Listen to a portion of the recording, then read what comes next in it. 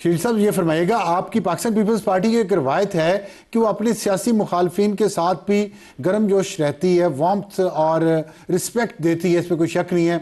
मरीम नवाज जब गई थी कराची और कैप्टन सफदर और उनके कमरे का दरवाज़ा तोड़ा गया था रात को फैज़ के दौर में, उस वक्त भी पाकिस्तान पीपल्स पार्टी ने एक स्टैंड लिया था और इस चीज़ की मजम्मत की थी और बहुत बड़ा वो बहरान बना था, जबकि उस वक्त की अपोजिशन नून लीग के लिए हालात बहुत ख़राब थे। अब पाकिस्तान तहरीक इंसाफ अपोजिशन में है, आपने वहाँ उनका इस्तकबाल किया, लेकिन साथ ही हम देख रहे हैं कि FPCCI और हैदराबाद हाईकोर्ट जो हाईकोर्ट बार है हैदराबाद की, उन्होंने इनकार कर दिया है सोहेल अफरीदी साहब के खिताब को होस्ट करने से।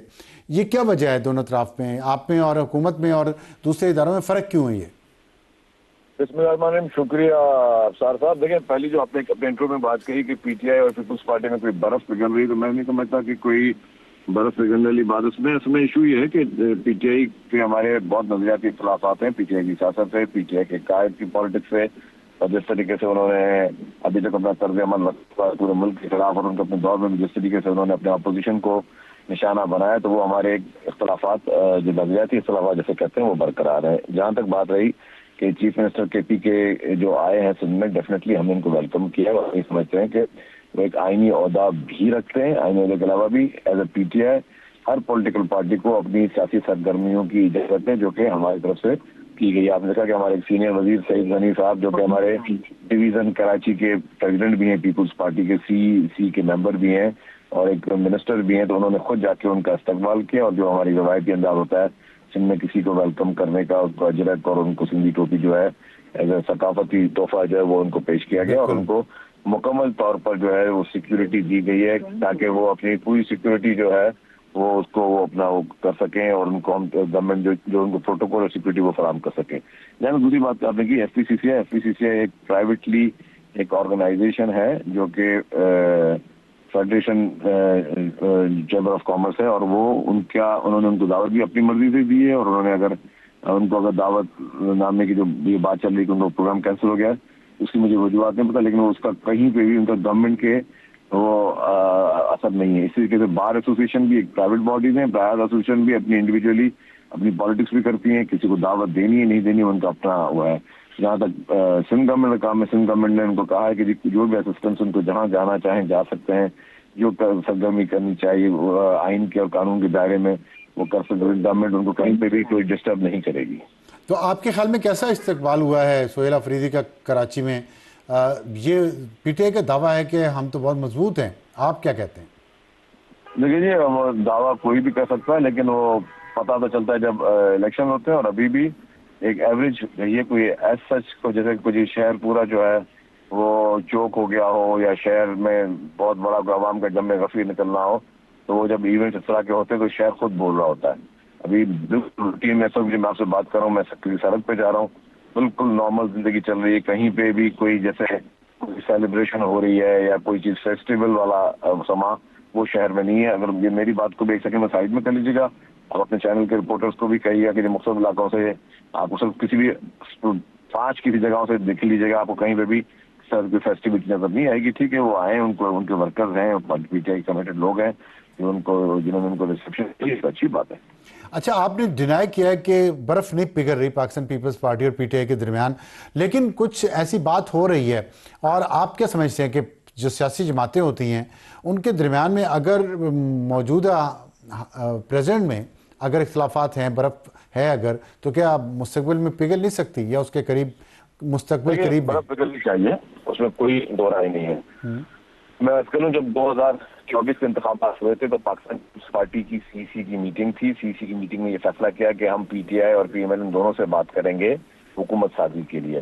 तब भी आपने देखा होगा कि इमरान खान साहब ने अडियाला से ही मना कर दिया कि मैं जो है किसी भी पहली ऑफर तो आपकी PTI के साथ थी, पहली चॉइस तो वो थे ना। एग्जैक्टली अफजार साहब, हमने एक खैर सगाली के तौर पर, एक गुड जेस्चर के तौर पे ये पैगाम दिया, और उसको आपने देखा कि उसको बिल्कुल रिजेक्ट कर दिया इमरान खान साहब ने। उन्होंने कहा कि हमें पीपल्स पार्टी साथ नहीं बैठना। तो बर्फ पिघलने की बात ये होती है कि वो खुद कर, लेकिन हमारे साथ एक और भी चीज थी, हमने ये भी कहा था कि जो भी हमारे ग्रीवेंसेस हैं कि जी उन्होंने अपनी तरफ से सियासत करना होगा।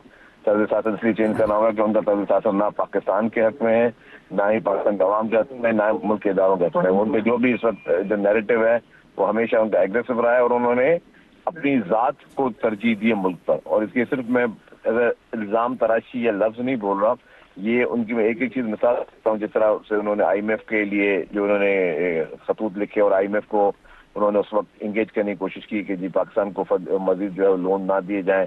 फिर साइफर के जरिए जो उन्होंने पाकिस्तान के लोगों को एक पूरा एक मुल्क के कॉन्टैक्ट्स होते हैं, आपकी दोस्ताना रिलेशन होते हैं, उसको स्टेक पे लगाया। फिर उस तरह से उन्होंने आइन शिकनी की, असेंबली ही तोड़ दी। तो हमारे उनकी तर्ज सियासत से बहुत संगीन किस्म के हमारे इख्तलाफात मौजूद हैं, but as a good host, क्योंकि सिंध एक जमीन है सूफियों की, उसने हमेशा सबको वेलकम किया। आपने अपने इंट्रो में कह दिया जब मरियम नवाज साहब आई तब ऊपर फेडरल गवर्नमेंट PTI की थी और PTI की तरफ से ये कोशिश थी कि मरियम नवाज साहबा को डिस्टर्ब किया जाए। तो पीपल्स पार्टी ने उस वक्त PMLN को कहा कि वेलकम किया कि जी हमारे वो सूबे में आए, हम उनको सिक्योरिटी भी देंगे और हम उनको जो है वो वेलकम भी करेंगे। इसी तरीके से वही सेम जेस्चर हमने PTI के लिए भी दिखाया था। क्योंकि तर्ज सियासत हमेशा ये होना चाहिए कि इख्तलाफात कितने भी हों, तो अगर कोई आपके घर पे आता है या कोई आपके सूबे में जहाँ पे आपकी हुकूमत आता है, तो ये आपकी इखलाकी जो बनती है जिम्मेदारी कि आप उनको वेलकम करें और उनको जो है वो उनको फैसिलिटेट करें। अगर PTI अपने तर्ज सियासत बदल ले, एहतजाजी सियासत छोड़ दे और खान साहब भी ये ना कहें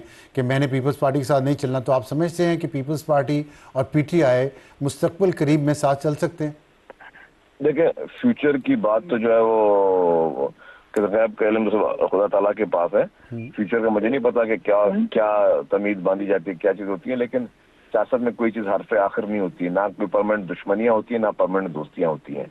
हमारे जहाँ पर कोई नजरियाती इख्तलाफात हैं, अगर वो हमारे नजरियाती इख्तलाफात तर्ज सियासत उनकी बेहतर हो सकती है तो क्यों नहीं बात हो सकती है। लेकिन अगर वो तर्ज सियासत यही रहेगा और वो उसमें मुल्क को, मुल्क के इदारों को, मुल्क की सालमियत को, मुल्क के पूरे ढांचे को अगर गैर मुल्की हाथों के में खेल के अगर आप किसी को नुकसान पहुंचाएंगे तो डेफिनेटली ऐसी चीज को तो हम सपोर्ट नहीं कर सकते। ठीक, बहुत शुक्रिया शर्जील इनाम मेमन साहब हमसे बात करने का।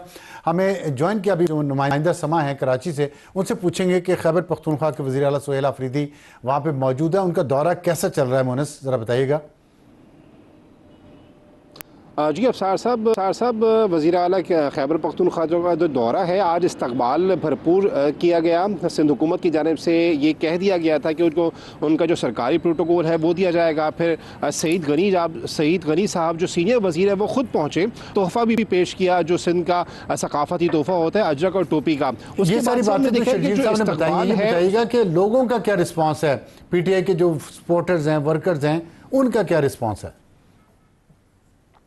देखिए, बिल्कुल तवील अरसे से PTI मुख्तलिफ इवेंट्स ऑर्गेनाइज करने की कोशिश करती रही, लेकिन हमने देखा कि सिंध हुकूमत की जानिब से गिरफ्तारियाँ की जाती थी, मुख्तलिफ रुकावटें होती थी। लेकिन आज वहाँ पे बड़ी तादाद में एयरपोर्ट पे लोग पहुँचे हैं और लोग खासे पुरजोश नज़र आए हैं। कारकुनान एयरपोर्ट का जो आज सिर्फ वहाँ पर बड़ी तादाद में कारकुनान मौजूद थे, बल्कि उसके बाहर भी खासे लोग मौजूद थे। और जब वज़ीर आला खैबर पख्तूनख्वा कराची पहुँचे हैं तो उनको एयरपोर्ट से बाहर निकलने में ही कम से कम 1.5 घंटा लगा है।